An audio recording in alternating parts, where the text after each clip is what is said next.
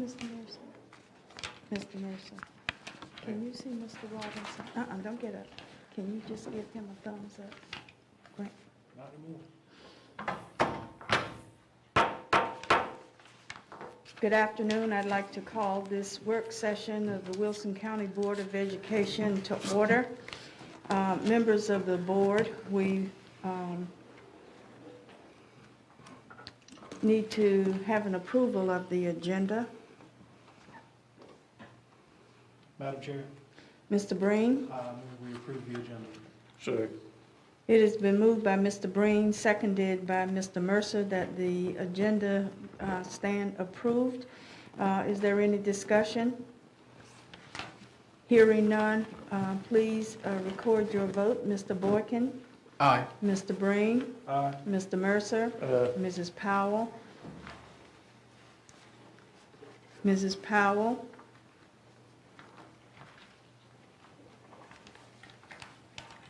Mrs. Powell, if you can, you're not muted. Are we having some technical difficulty as to... Ms. Powell, can you hear us? Mrs. Barnes, can you hear us?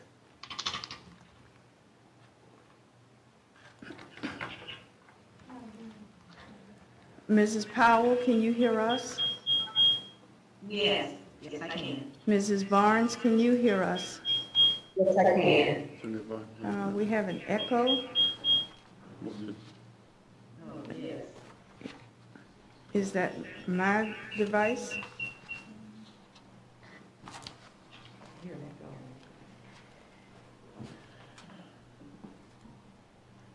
While we handle the technical difficulties, please hold.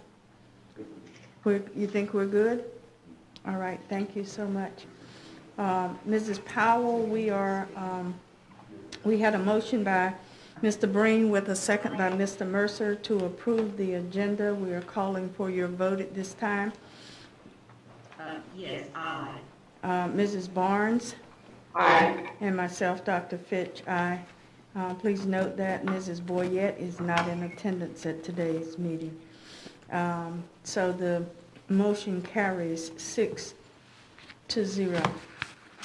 Please join me in the Pledge of Allegiance, to be followed by a moment of silence. I pledge allegiance to the flag of the United States of America and to the republic for which it stands, one nation, under God, indivisible, with liberty and justice for all.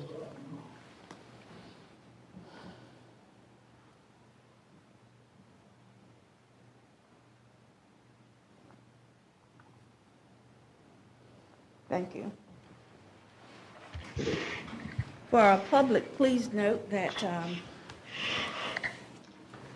we are using the Zoom platform, and we are being broadcast with Green Light, Spectrum, and the Wilson County Schools YouTube channel.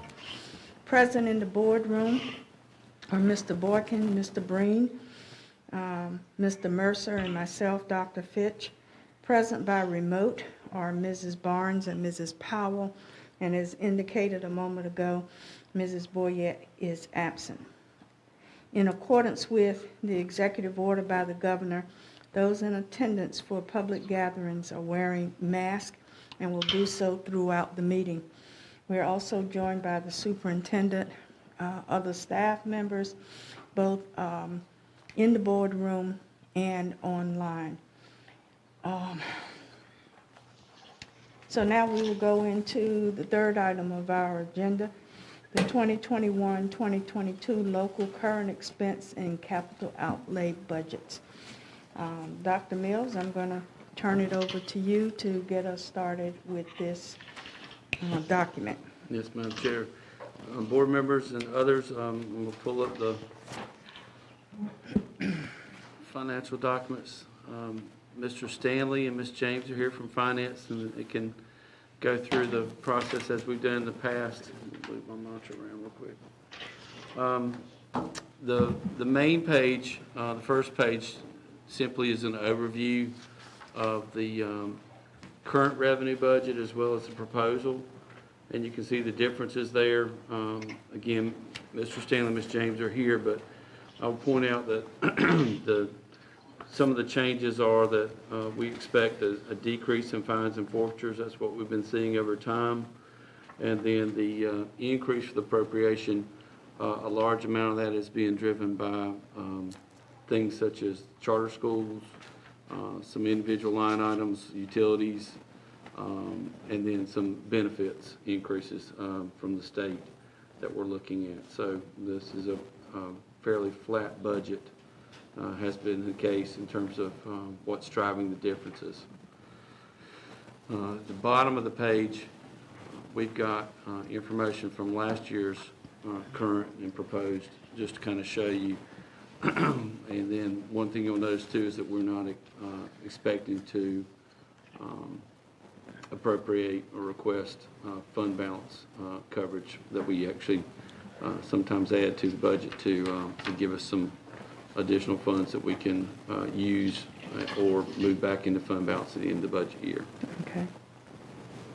So with that, I will start going through the various areas, and what we've done in the past is just go through each one and answer any questions and point out things that may be different from the past or things that you may need to know.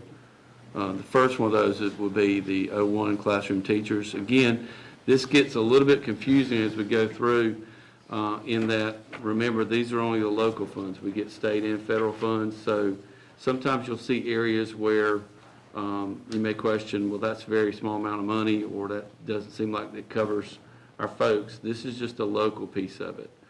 So there are funding sources for those. For instance, the first one for the teacher, for classroom teachers, we don't have any really locally paid teachers, fortunately for our district, and so we stay within the state allotment. We have some federally paid staff and state paid staff, but in terms of teaching positions, we don't have locally paid positions.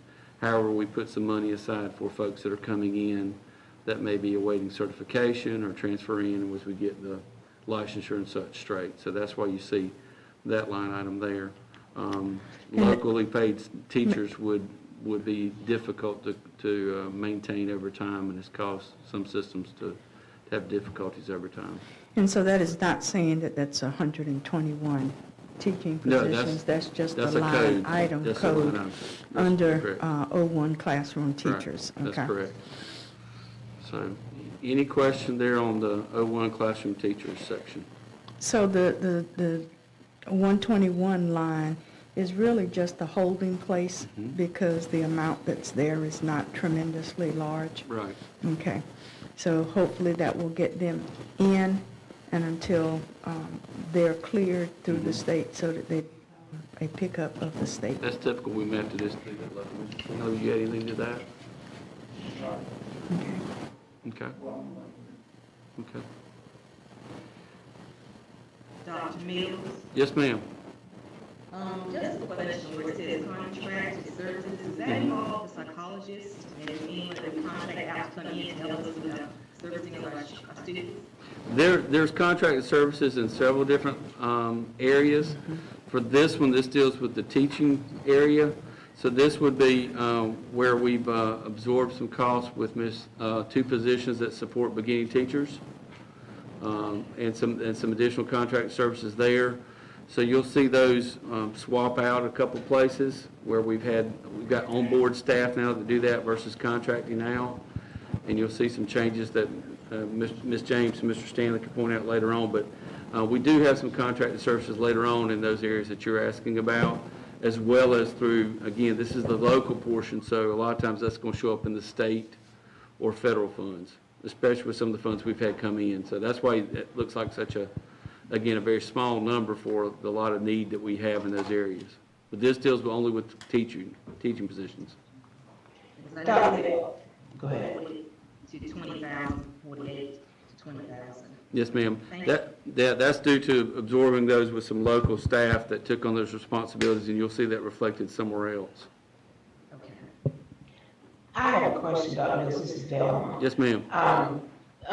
New teacher orientation, I noticed it was in several places. For example, where you had CTE, you have new teacher orientation, and just Title One, I guess, new teacher orientation.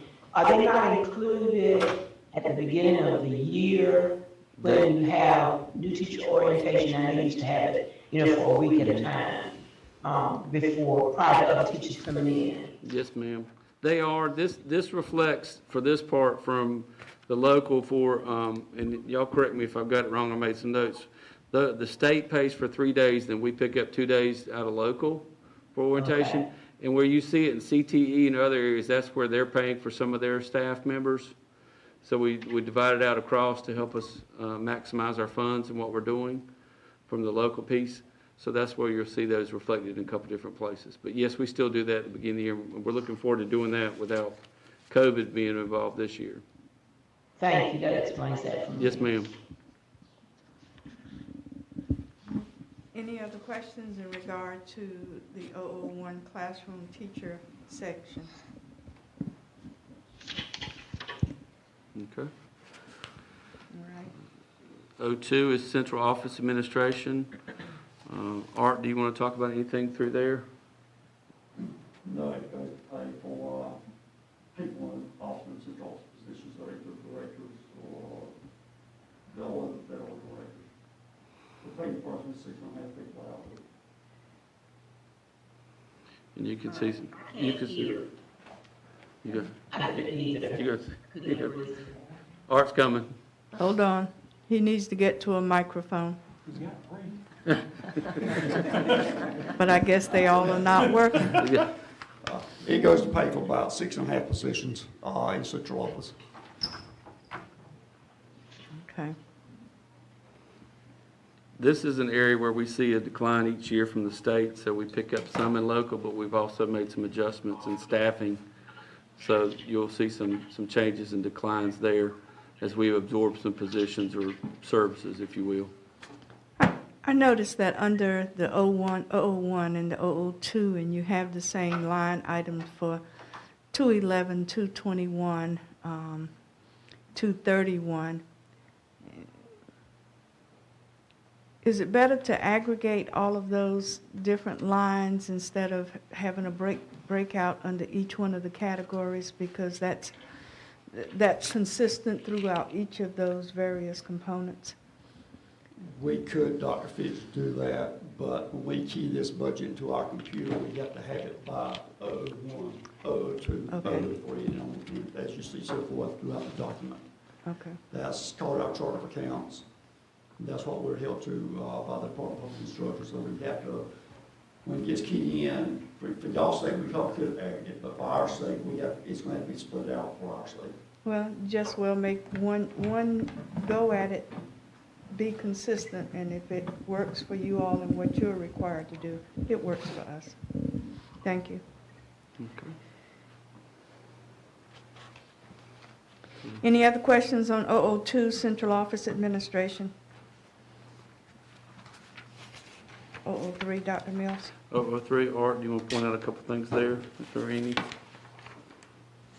Yeah, here you'll see a reduction of 234,000 and 29,000. We already moved those people to state funds this year, and we'll pay for them from next year, so that's even local funds right there. One of the people actually ends up going to 007, so it's kind of a wash in 007 when we get on that page. You'll see that in a few minutes, but the bulk of us there, we were able to move some technicians into a funding source out of state, in which saved us local funds, and we should be able to maintain that and do it next year as well.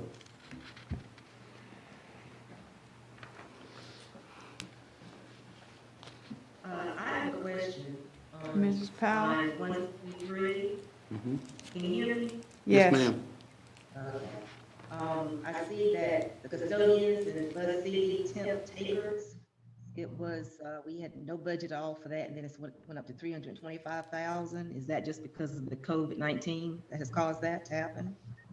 Yes. Okay. That's a big jump, isn't it? Yeah. Yes, ma'am. So you think we'll still be in that into next year? I'm hoping that with some of the changes we're seeing, that's gonna decline again. These are some local costs for some of the funds we received. It depends on what the chart of accounts will let us do with some of the other federal and state funds, but these are some of the things we're banking to hold in case we need it again. So some of the things you see, we're hoping won't be the case, and those that we do know are reflected, but some of this is, the wait and see piece of it. Okay. And that finishes up 03 non-instructional support personnel.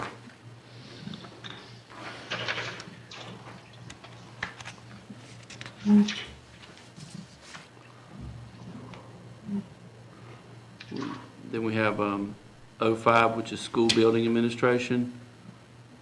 And this is the local pay part or local piece of principals and assistant principals pieces for things we have to cover.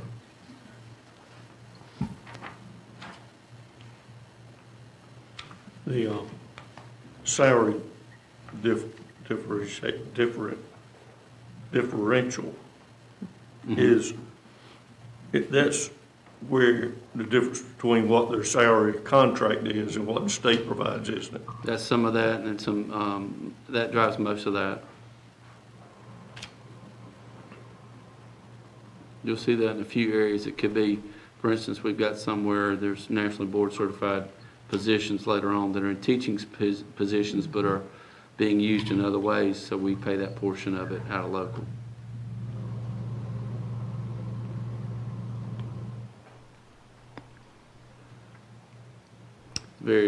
Very similar to the next line item, which is section rather is 07 instructional support personnel. Again, you'll see a few salary positions in there, but most of this is the local portion of things we have to cover.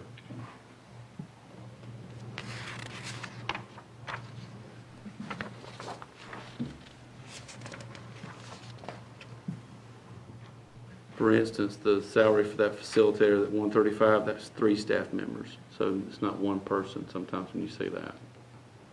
All that's covered in the budget and the system that Art and Florence put in and that we monitor and manage.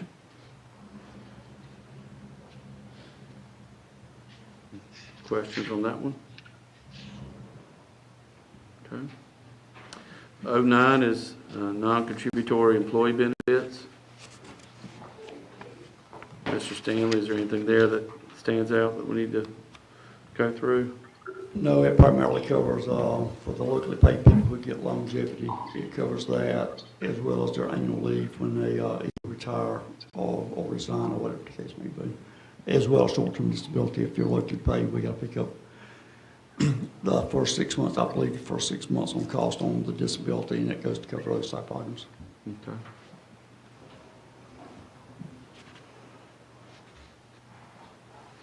A lot of these areas are just behind the scenes things that are just part of your budget for running the systems that we have to do for employees. I mean, some of this is quite dry. So, but it's still got to be reflected in your budget as we go through and put it in. And there's one more section of that, just again with retirement, hospitalization, like you were saying, Dr. Fitch, with some of those pieces being shown across different areas.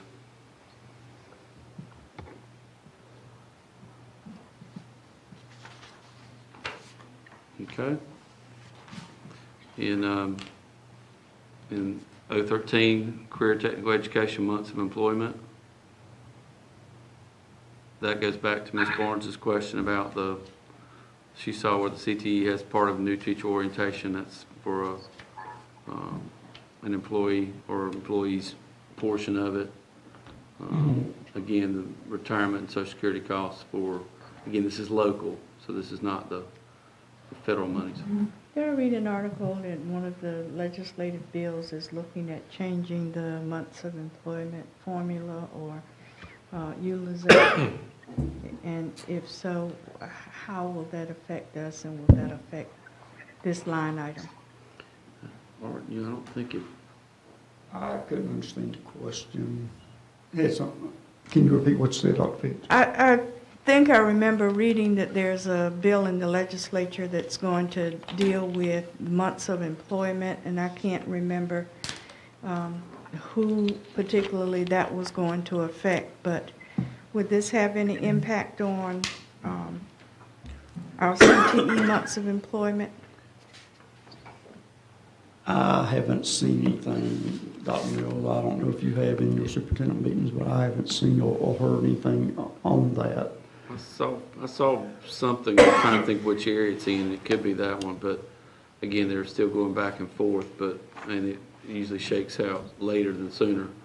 But for us, this would be really small amount in the local budget, because you're only talking about a position or Right. two. Okay. So typically, Mr. Linden manages the CTE months of employment rather, carefully and closely, so we stay within the cap. Okay.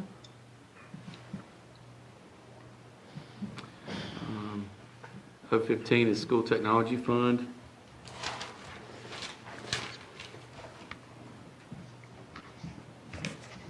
Some of the things you'll see in there are, you will see some contracted services, repair, and then some of the equipment pieces. Those are some of the driving parts of the local part of the School Tech Fund.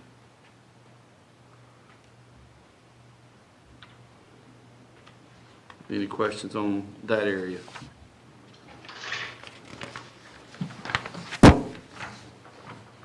No? Dr. Mills, when I looked at this, I said they earned every penny.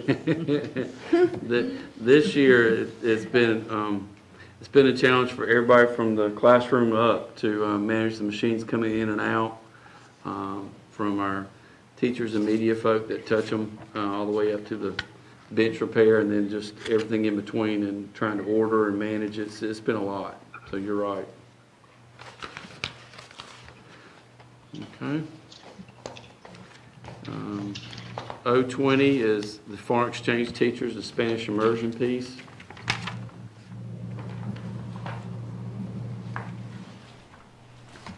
And Dr. Wilson's here, can answer any questions on that aspect of it if you want to. Have any questions about that part?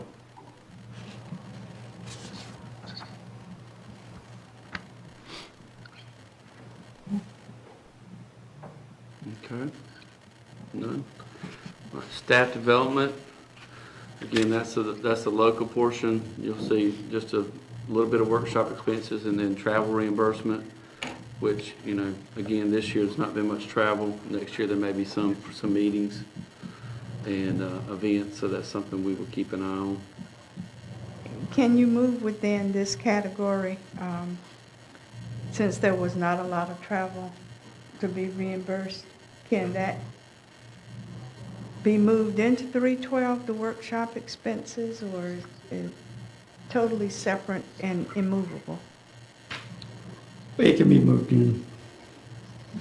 Thank you, because I know that we've had a lot of work in order as we moved from face-to-face to the remote that we've had to do this year, and I was hoping that those funds were interchangeable so that they could be used.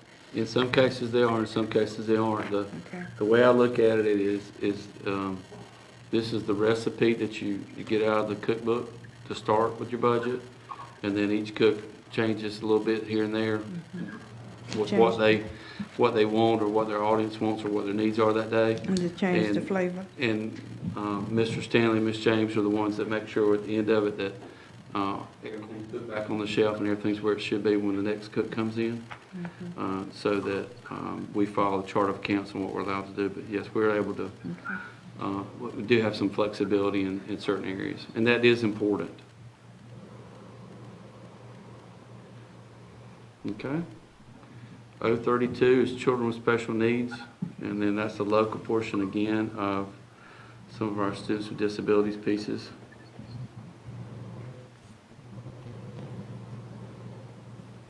Dr. Mills, Yes, ma'am. just thinking to myself about the field trips down with AIG. I know that the special population do attend field trips, Special Olympics, Basketball Olympics, Easter egg hunts, and I don't know if we have students that go to the state Special Olympics. I know at one point in time we did have someone that was there. I guess the funding for that, is that something that comes locally, I guess, from our donations to actually do that? Or how does that work? Just a question. Dr. Wilson and Ms. McFadden are on call. They can talk some of that. Ms. Powell, some of the money that would come from different donations, other funding sources, outside of the local budget. Ms. McFadden has another whole set of budgets for the state and the federal to use. She would go through the same process and make sure that there's a line item for that, if needed. Okay, I just thought about that when I saw field trips, AIG. Okay, thank you. Okay. 034 is academically and intellectually gifted. That's a very small local portion there for a few things.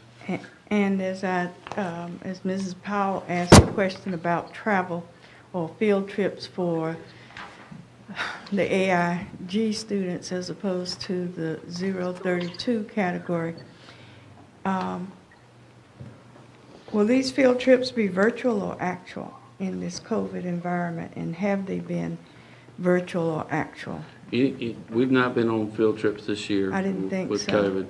Again, this is the budget laid out, but field trips could be, certainly like our meetings right now are virtual.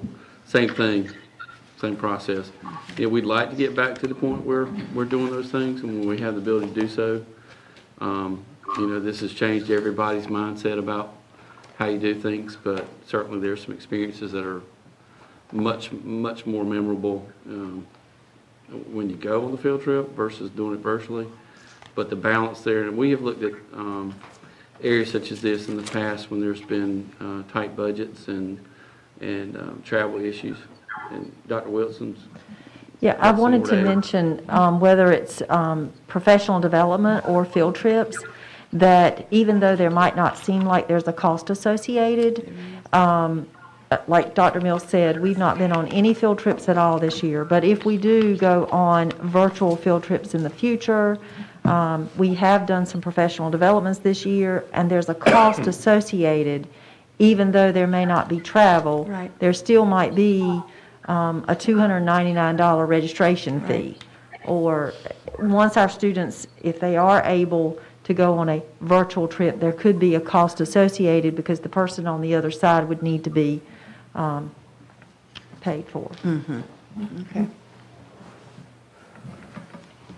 I just thought that in this environment, if we had utilized virtual field trips, that could have been an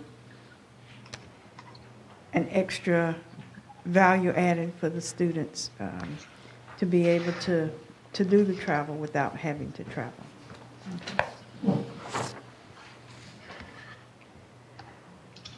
Okay.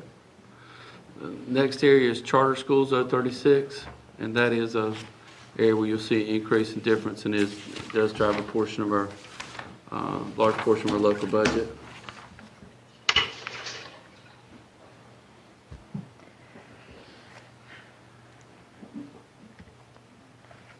Questions in that area?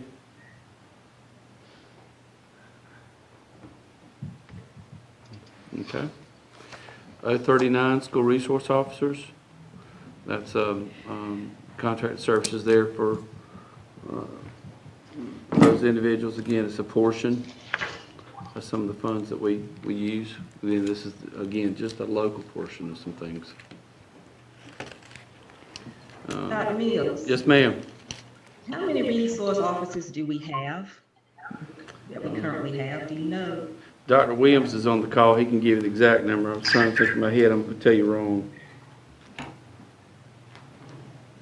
Yes, sir. Yes, Mr. Powell, we have one school resource officer for each middle school and for each high school. And we also have just now started off of a grant that we had from last year. We were able to finally go ahead and get the officers placed in 5 elementary schools, totally separate grant from what we do with our other resource officers. But that's our total number, 1 for each middle school, 1 for each high school, and then the 5 elementaries that are on this second grant. And is that inclusive of Daniel's Learning Center? Yes, ma'am, it is. Okay. It was that last bit I wanted you to hear about with the floating position at some of our elementary schools, which we're real excited about. Okay. So is the hope that we'll have a resource officer for every elementary school? Is that where we're leaning towards? Well, I think that's been a discussion you'll see across the state and across the nation about need for that and what the board's wishes would be. That would be something I think you need to have some conversation about, as well as conversation with the sheriff's department about coverage. There would be some budgetary costs to that. Where the one officer we have now, deputy that we have now, that floats across, it gives the students a chance to learn more about law enforcement and how supportive they are by being seen. This is not really a day-to-day interaction thing, but it's a friendly face that they get to know and trust. And so I do see you'll see that in the media and the literature about that being a question. And I'm not seeing much else come up from the state. Occasionally you will hear some of that pop up, but that's not something we have pursued. And does that include the WAT program also? WAT is currently, if they have a need for a resource officer, the resource officer in bidding period would assist with them.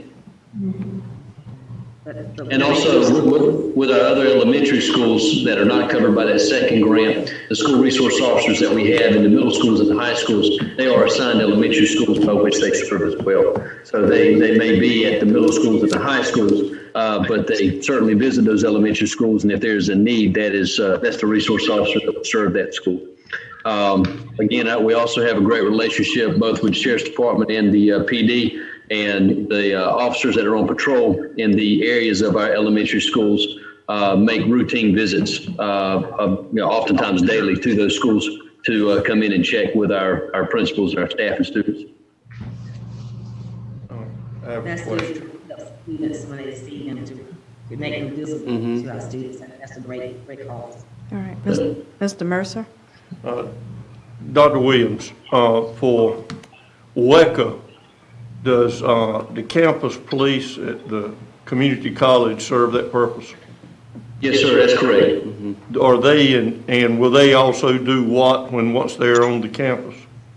Yeah, we haven't approached that yet, Mr. Mercer, but I'm thinking that's probably going to be part of our conversation. Is if they're going to be on that campus, they would fall under that jurisdiction is what I'm thinking now.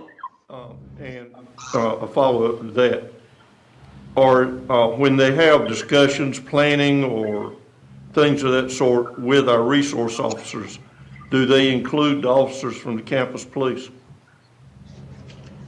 We have not had due to our COVID situation, we haven't had our typical meetings like we would like to have, where we would have our school resource officers coming together to meet and have those joint meetings. But certainly anyone that's serving our students in the future as we begin to get those meetings started back up again, they'll certainly be invited. Yes, sir.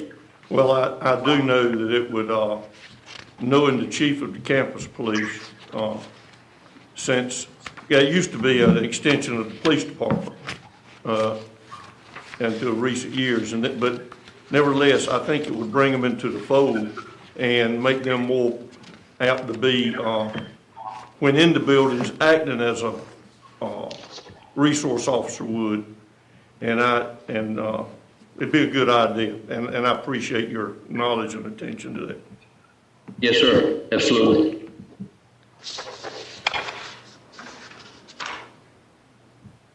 Questions? Those are all good points. We've been having some preliminary meetings with community colleges. We go through the construction phase. and other things we've got them down the list to talk to as well. They've been really good to work with. There was way back for WECA, there was some concern about trying to, there was some separation there more from the school. And the school was seeing the campus police more as police as resource officers. And, but I think that's been more or less mended. We need to do what we can to perpetuate the good side of that, which I think we're there, just need to continue. I agree.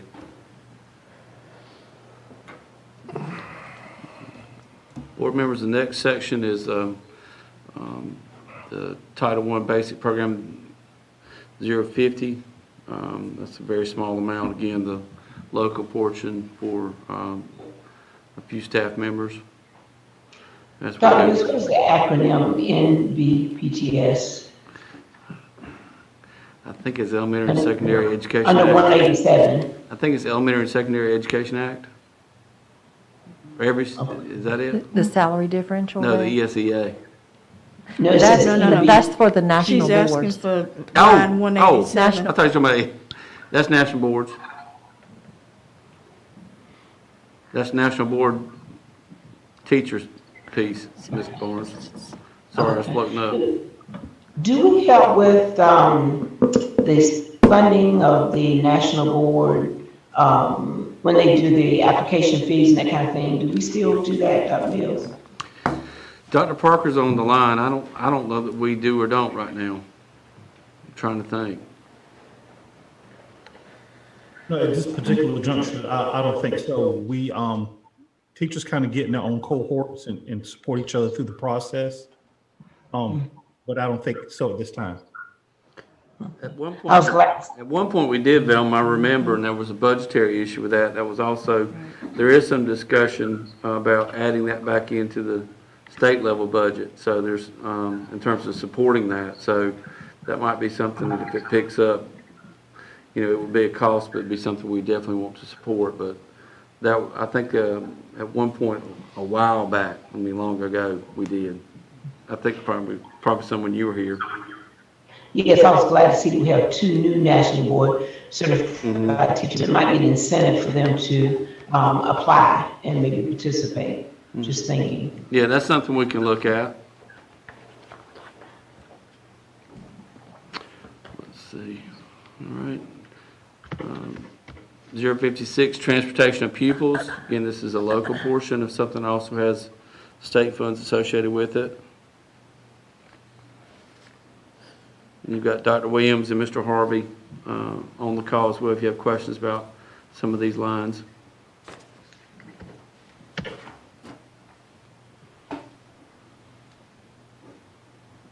No questions? Okay. All right. 060, IDEA piece. Again, this is a small portion for local piece.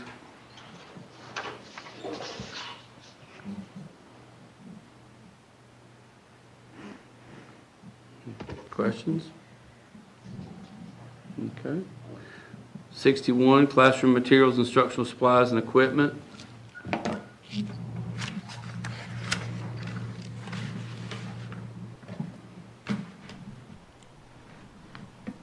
Any questions in this area? 69 is at-risk student services. Again, this is the local portion for some of the funds that we get from the state for any positions that may float through here.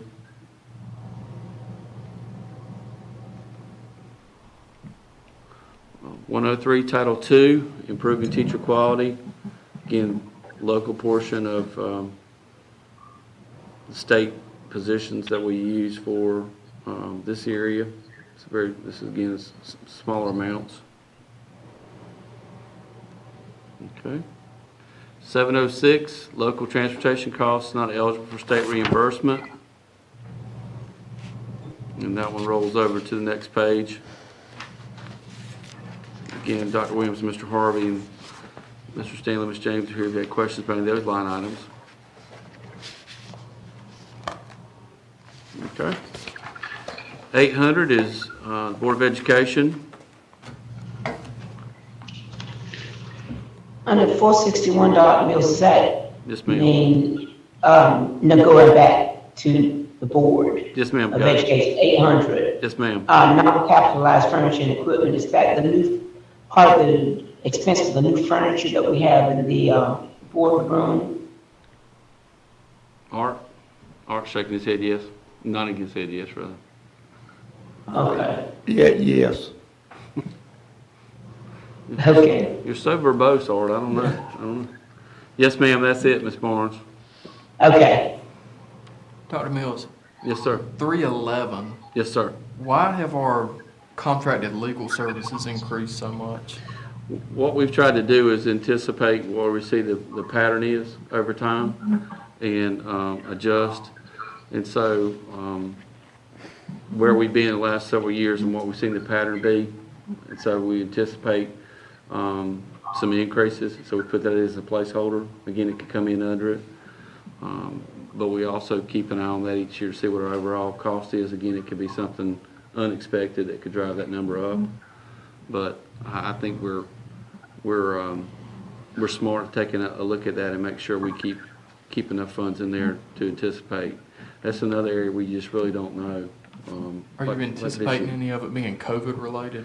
Some has been. We went back and looked at that earlier in the year when I think there was a request from somewhere to look at those costs and see what that could be to see if they're reimbursable for some things. And we did do that. We do get briefings from them and guidance from legal services on those areas. And I know initially when COVID first started, there were a lot of questions that we had, but there was things coming through that way as well. So it's hard to anticipate a lot how that may be, but I do think the trend has been that it's on a tick upward. So We could hire 2 attorneys and a paralegal with benefits for what we're proposing to budget in 2021 and 2022. And that's real, I mean, that's just an observation. We could understand. hire a full-time, There's no question we could hire or contract with attorneys and pay them less. oh, I'm not even saying contract, I'm saying we could hire a dedicated In-house. attorney. An in-house attorney. Yeah. It wouldn't bother me to have one for some turn the crank stuff, but when it comes to some of the educational issues, I'd hate to think the people we have now across the table from us. I think there's as good as you're going to find. But we might could save some money by having, as we have done on some things, having somebody local to deal with, real estate or something like that. But when it comes to education issues, I'd hate to think that we wouldn't have good representation on that. Well, you could still find an attorney that was, school board oriented or 2, and still come in well under, $604,000. Not suggesting that, but Well, I mean, that's money that could be going to teachers or, hundreds of other things that we need. you might save it on the salary, but when it comes to settlements, I bet you wouldn't save anything. And that's what it comes down to sometimes, with the settlements and I'm just real comfortable because one of the obligations that we have, well, I say obligations, one of the smart things we should do as board members is listen to our attorneys. If not, we can become liable personally. And I have a lot of confidence in who we have. And we've had somebody local before, and near disaster. So, I mean, that's my thinking on it. I do realize that they're not the cheapest, but I think they're the best. Well, I think this is a subject that can be carried for later, but in terms of the budget preparation, because we have timelines to be mindful of in terms of getting budget to the county commissioners for consideration. So we can always direct the superintendent to at least explore I'll bring that back around to the the board. option of an in-house. But we still have to have the item budgeted for. And I think in looking at where we have been and what the needs have been, Dr. Mills has always been conscientious about looking at trends and seeing what we need, and has been fairly well on target with the needs of the system. So if the proposed budget includes that increase, I think we have to go ahead and go with that. We can always look at some other ways around, but we have to have it in there if we're going to be able to give a realistic presentation to the county commissioners for this portion of our funding. Okay, I've made note of that, board members. All right. 801, Office of Superintendent.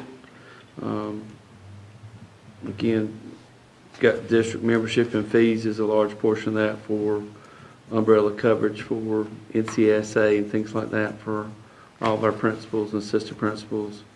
Contracted services, we use that for district-wide things as well as to sometimes assist schools with things they need help with. So that's where those show up. Questions in that area? Okay. 802 is public relations. A large portion of that is going to some of the software for Blackboard we use for communications with families, and some of our district messaging system. Contract services for them would be for some of the signage and event planning, things such as that they do for us, as well as our local print shop. And I'm sure that as we go back into the classrooms, full-time, particularly with next school year, that there's a lot of projects and events that they have to cover, so. There are, I think that's an important piece, and our print shop has helped us out a lot. We've been able to add some services there for all of our schools and the central office, and that's been really good to not have to contract those out. There's still some things we do, but you'll see that elsewhere in the budget. 803 is financial operations. These are some of your ongoing costs. Again, Mr. Stanley, Ms. James could talk to you more about these if you have questions.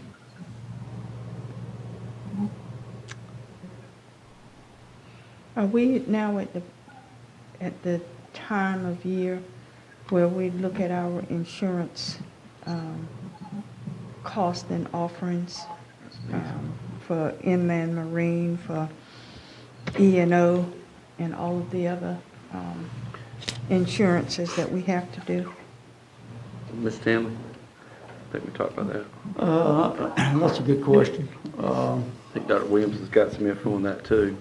The best time, Dr. Fitz, if you wanted to put it out for quotations, would have been probably February to come to the board with a recommendation in April.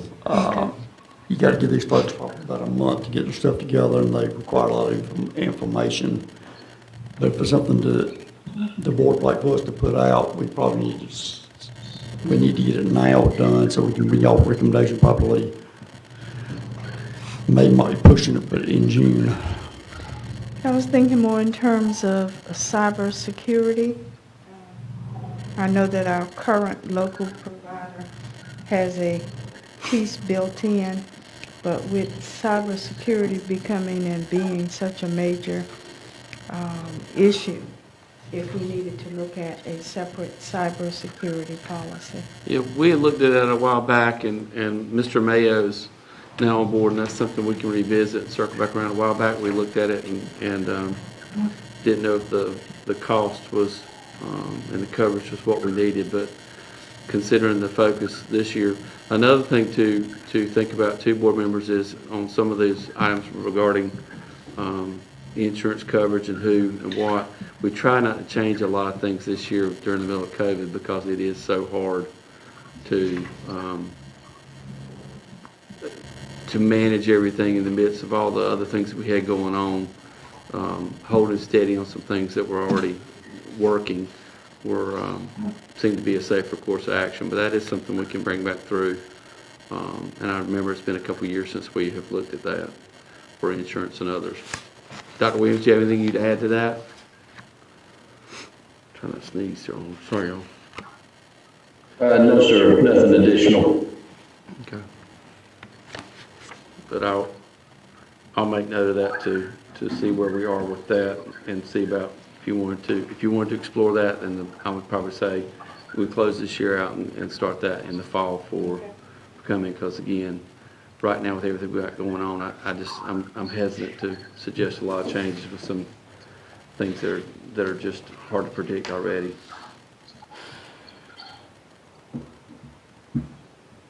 Okay. 804, Human Resources. Again, this is some of the local piece for that departmental area.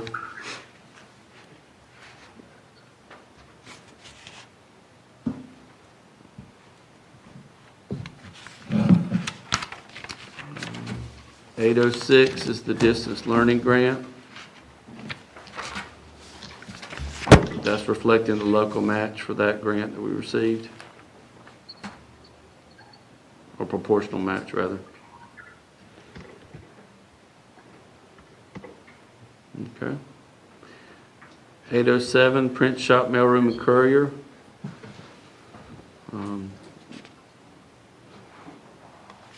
This is some local portions of the staffing as well as the leases on some of the equipment and postage. Okay. 808, Instructional Services.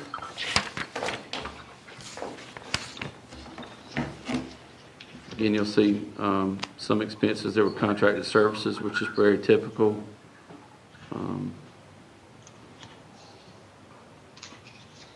Questions? Okay. 809, athletics, band, and chorus. Again, local portion for some of the services there and staff.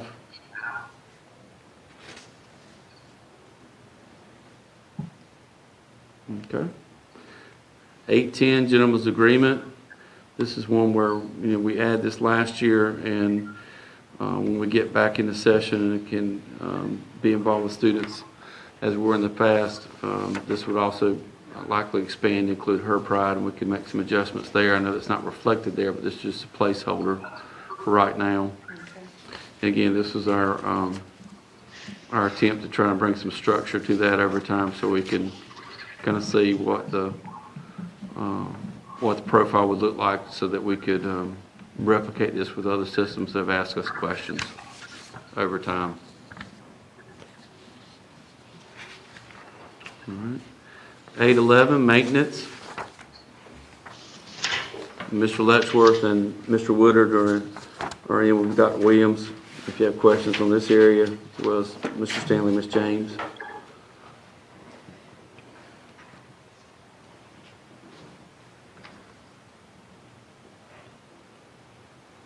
We did add some differences to their budget based on some of the patterns we've seen and some of the things we anticipate trying to start to address from what we've been able to handle this year and some of our patterns over time. Yeah. Kudos to Mr. Letchworth and staff. The article, the news footage from WREL for the outstanding job on the deep cleans that you do in the system. Thank you very much. Okay, questions on? I have a comment more than a question. On 422, under maintenance, I'm surprised that, and I think Mr. Boykin might know this better than any of us, the cost of materials has gone just ridiculous. And I don't know, and again, he might know about if there's any, in any near future, if it might be coming down, because certainly it would interest him in that. I'm surprised it's not more than $70 increase, 70,000 increase, just from materials. The way it's gone, in the last months or year. Mr. Letchworth is on the call. I can tell you they do a great job of managing the projects that we have and as well as what they anticipate, plus the stuff that just happens during the school year across about, what, 2 million square feet of buildings. So, and some things you just can't plan for when they blow or go. Yeah. You got to deal with it. They do a fantastic job. I was just remembering, there's people that's had projects they've just put on hold because of the price of materials. Yeah. They just, it's not practical for them until things get better. It's not only price, it's availability too. Yeah. And of course, that runs the price up when people are willing to pay more just to get it. And So it's our problem is a lot of things we need you just can't go to Lowe's and get. I mean, some of that pieces and parts. But yeah, I always think that's one that's in flux, and we've just tried to adjust up a little bit at a time to try and probably gather more what's really there over time that we end up balancing out at the end of the year by, like you talked about, Dr. Fitch, moving funds around to kind of cover some areas within the chart of accounts that you're allowed to. This is one you have to be pretty fluid on.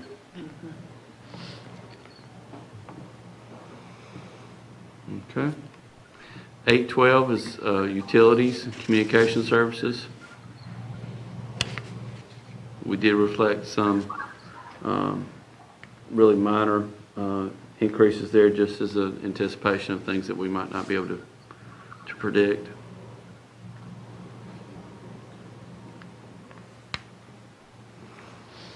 Okay. And then 813, accountability technology. Most of that's for the, the accountability testing program and some of those pieces and parts there.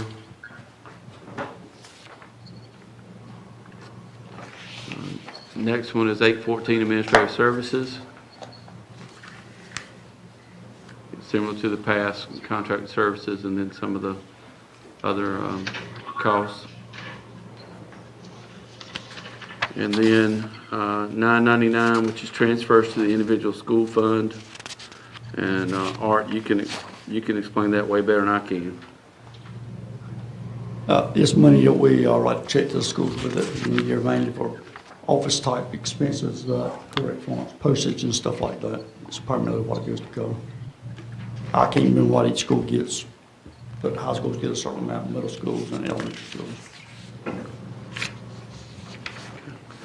So that's the overall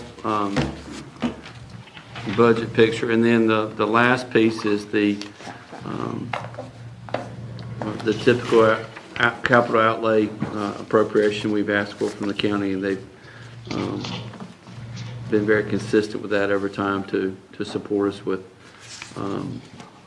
capital outlay needs. And those, again, if you remember, that's something we do in the fall.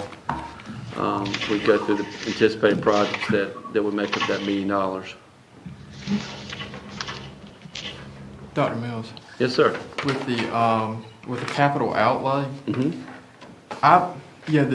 the county commissioners have expressed a lot of interest in working with us on, improving some of our buildings. And I know that we're, in the midst of, looking at populations in each school district and everything. But some of the districts that we don't think are gonna change much, I'd like to see maybe 3 line items up here on maybe 3 different schools about some of the improvements that we'd like to make. Mm-hmm. And present that to them, for additional approval if they felt so inclined. Yeah, our capital outlay over 10 years is, was it 19 pages?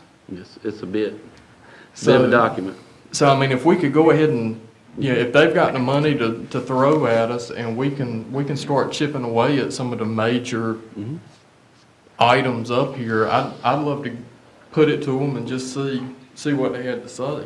Oh, you mean outside of the priority designations that they provide us on a continuing basis?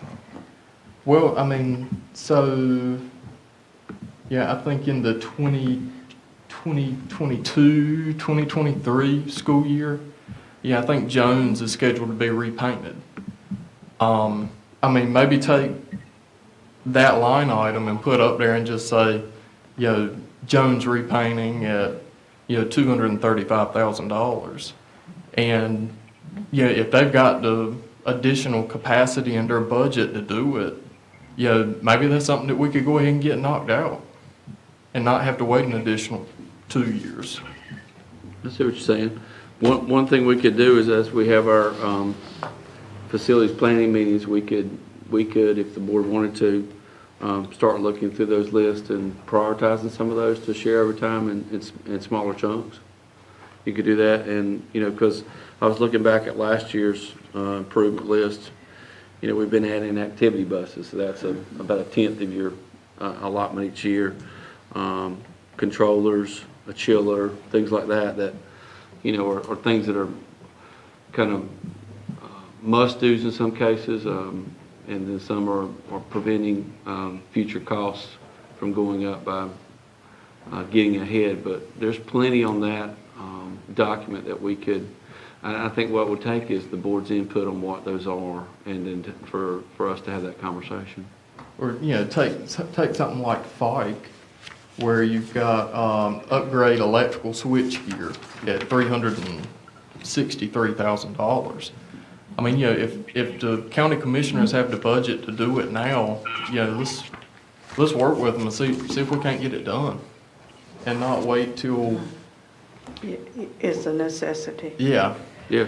I mean, it's got to be done. Yeah, so. those are placeholders in there that, and again, Dr. Williams and Mr. Letchworth and Mr. Woodard on here, when we're trying to anticipate what we think would be the time to do it, but certainly we can go back and break those out, and that would take your input to set those priorities and look at that, and certainly our advice on which ones would be, very poignant to do quicker.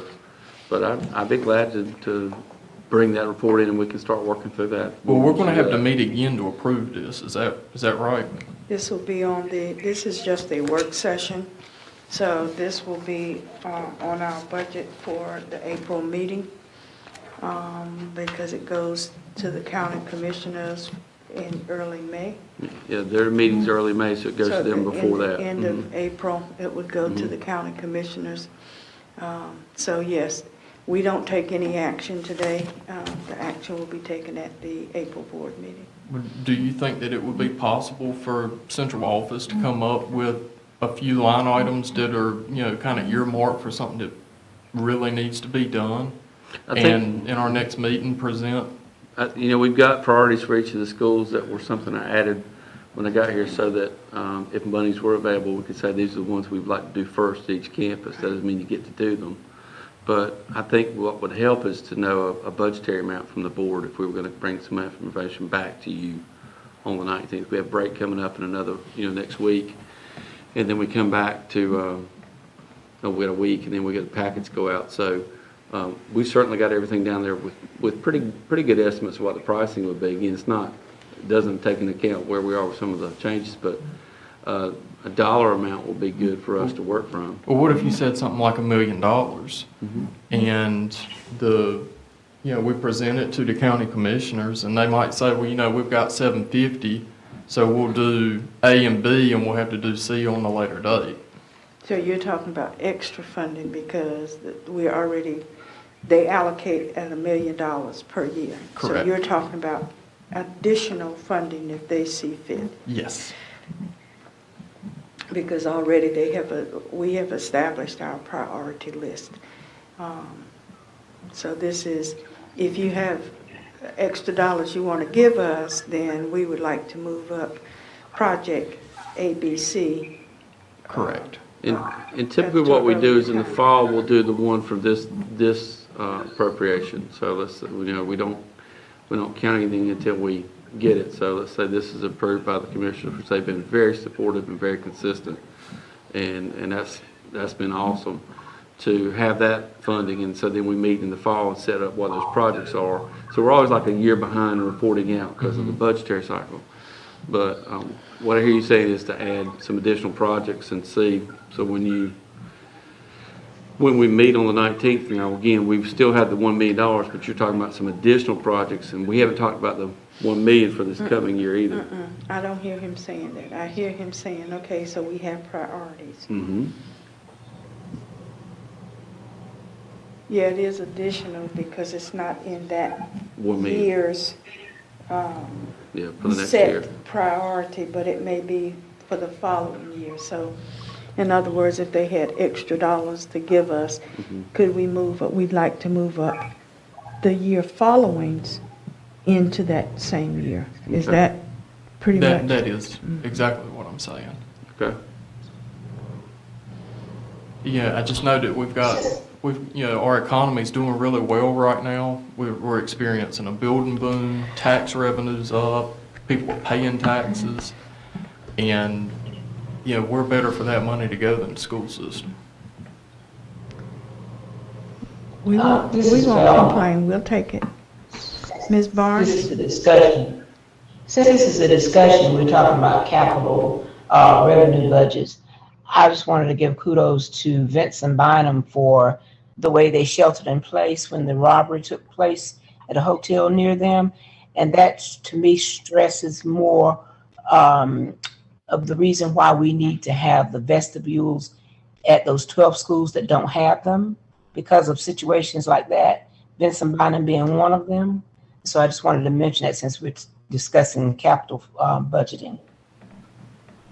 Yes, ma'am, Ms. Barnes, I remember that conversation. I had a note down about that as we go. Safety needs were one that the board had prioritized as well. Yeah. All right. Any other comments or questions to be raised in regard to the 2021-2022 capital outlay as well as current expense budget? Any other directives for Dr. Mills and staff as they prepare the final budget that we would be acting on at the April meeting? And I can bring back some information about some additional priorities outside the typical $1 million that we haven't set yet. But we can do All right. that. Sure. If there's nothing else to come before us, the chair will entertain a motion for adjournment. Madam Chair, Mr. Mercer. I move we adjourn. Second. It has been moved by Mr. Mercer, seconded by Mrs. Powell, that we adjourn. Is there any discussion? Hearing none, please record your response. Mr. Boykin? Aye. Mr. Breen? Aye. Mr. Mercer? Aye. Mrs. Powell? Aye. Mrs. Barnes? Aye. Myself, Dr. Fitch, aye. Let the record reflect that the motion carries unanimously 6-0. Thank you. We are adjourned.